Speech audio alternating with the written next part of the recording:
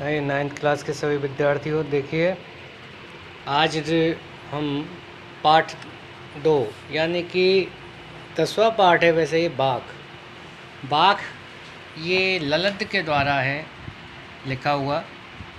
तो बाघ कहते हैं वाणी को, उनकी वाणी में लिखा हुआ पाठ है और पाठ का नाम ही उन्होंने बाघ कर दिया यानी वाणी कर दिया। अब देखिए आज हम क्या है, आप ललद्य के जीवन परिचय के बारे में बताएंगे। थोड़ा सा आप अपनी अपनी किताबों में भी ध्यान लगा के देखें। अब देखिए इसमें लिखा हुआ है कि कश्मीरी भाषा की लोकप्रिय संत कवयित्री ललद्य, ये कवि नहीं हैं, ये कवयित्री हैं, ठीक है, यानी कि स्त्री हैं। और इनका ललद्य का जन्म सन 1320 के लगभग कश्मीर में स्थित पाम्पोर के सिमपुरा गांव में हुआ था। ये कश्मीर में है ये पाम्पोर, तो पाम्पोर के सिमपुरा में इनका जन्म हुआ। इनके जीवन के बारे में प्रमाणिक जानकारी किसी को नहीं है। और ललद्य को लल्लेश्वरी, लता, लल्ल योगेश्वरी, ललारिफा आदि नामों से भी जाना जाता है। इनका जो देहांत है वो 1391 में, यानी कि इनकी जो आयु थी वो 71 वर्ष तक ही थी, यानी कि 71 वर्ष ये जिंदा रहीं। 1991 के आसपास इनका देहांत माना जाता है। और ललद्य की काव्य शैली को बाघ कहा जाता है, यानी कि इनकी जो काव्य शैली थी, वो वाणी थी, उसको बाघ कहते हैं। इसीलिए इस पाठ का जो नाम दिया है वो बाघ दिया है। जिस तरह हिंदी में कबीर के दोहे, मीरा के पद कहे जाते हैं, तुलसी की चौपाई कही जाती हैं, रसखान के सवैये कहे जाते हैं, ये जो प्रसिद्ध हैं, ऐसे ही ललद्य के जो दोहे थे, या आप कह सकते हैं कि जो चौपाई थी या पद थे, वो वाणी कहे जाते हैं, अर्थात बाघ कहे जाते हैं। उसी तरह ललद्य के बाघ प्रसिद्ध हैं। अपने बाघों के जरिए उन्होंने जाति और धर्म की संकीर्णताओं से ऊपर उठकर भक्ति के ऐसे रास्ते पर चलने पर जोर दिया जिसका जुड़ाव जीवन से हो।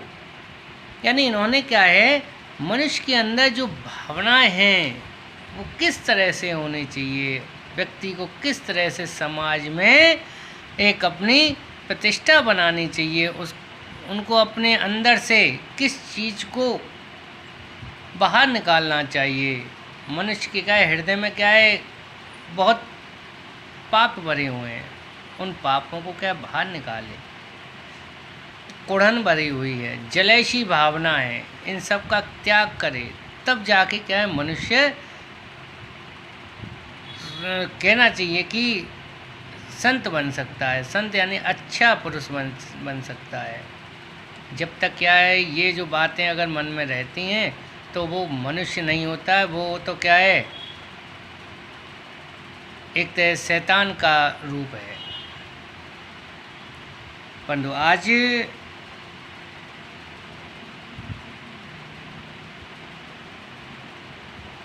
का जो समय है वो बड़ा ख़राब है, क्योंकि मनुष्य क्या है, दिखता कुछ और है और करता कुछ और है।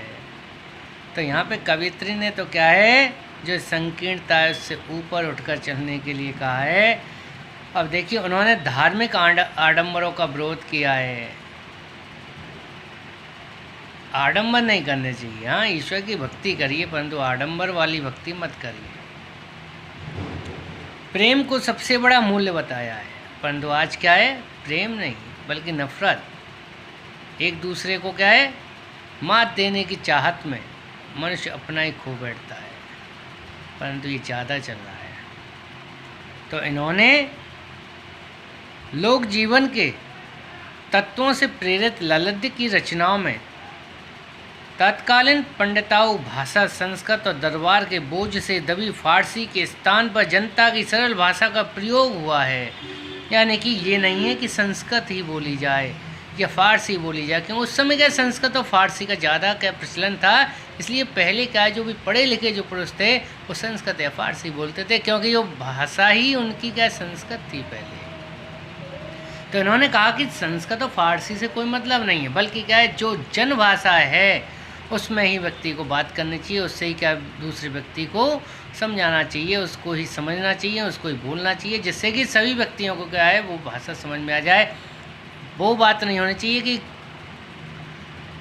इंग्लिश को जानता नहीं है, बीच में अंग्रेजी में क्या है वो लेक्चर दे रहा हो। तो ऐसे व्यक्ति को क्या कहेंगे,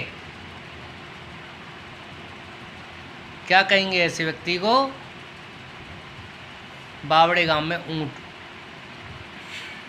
ठीक है, फिर देखिए आगे।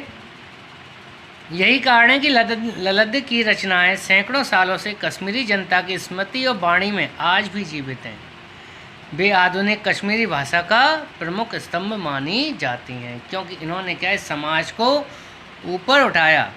इस कवित्री ने अपनी निराशा से उत्पन्न पीड़ा का बोध कराया।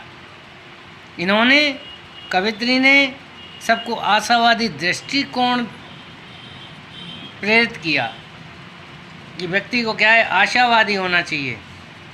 हाँ ठीक है, कोई बात नहीं, एक बार हार हो गई तो, क्योंकि जो हार होती है वही जीत के लिए एक नया रास्ता देती है। तो व्यक्ति को कभी भी हार नहीं माननी चाहिए।